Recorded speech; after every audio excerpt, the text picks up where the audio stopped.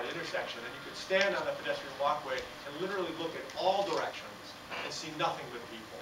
We're talking millions of people on the streets with their massive banners calling for significant political change. Of course, the crackdown came on June 4th, 1989, actually started the evening of June 3rd.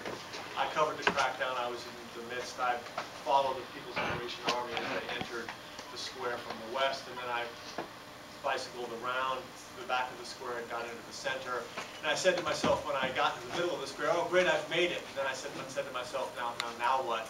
At the time, the technology was just beginning to change. So I did have a cell phone, although the cell phone literally was yay big. It was as big as a bread box.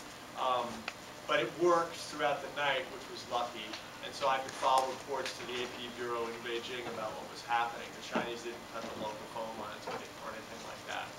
After June 4th, the Chinese government, on the afternoon of June 13th, they called me in and then they expelled me. I was one of 2 resident correspondents who was kicked out of China after 1989. And so this thing that I had planned for, I basically thought that I was going to be in China for 5+ years with the AP, ended completely. The AP sent me to Hong Kong, where I was the news editor. From that moment on, pretty much from 1989 until 1997, I did nothing but war situations. So from 89 to 92, I was with the AP doing First Gulf War, Vietnam's withdrawal from Cambodia, a lot of Afghan duty, the Sri Lanka problems, basically doing what we call in the AP shithole duty, bad places for long periods of time. And in 92, the Post decided, well, might as well hire me. And they hired me and they took me back, and I was in DC for several months, and then they sent me to Bosnia. So from 92 basically to 96, I was in Bosnia, sort of chronicling the collapse of Yugoslavia.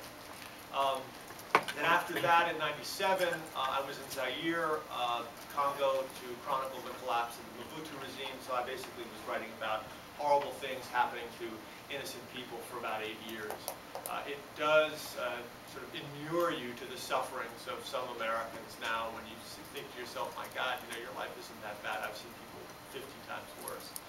But it was a fascinating ride. In 97, a opening occurred in the Beijing Bureau, and the Post put my name in. Obviously, the Chinese, like any elephant, any good elephant, have a long memory. They said, we don't want this guy, but the Post has a lot of political heft. So Mrs. Graham put her backed me to the hilt, and the Chinese relented until I was allowed to return to China from 1998 to 2004. Took a time off to write a book about China, and then I came back to the States, first landing on the West Coast to be the West Coast correspondent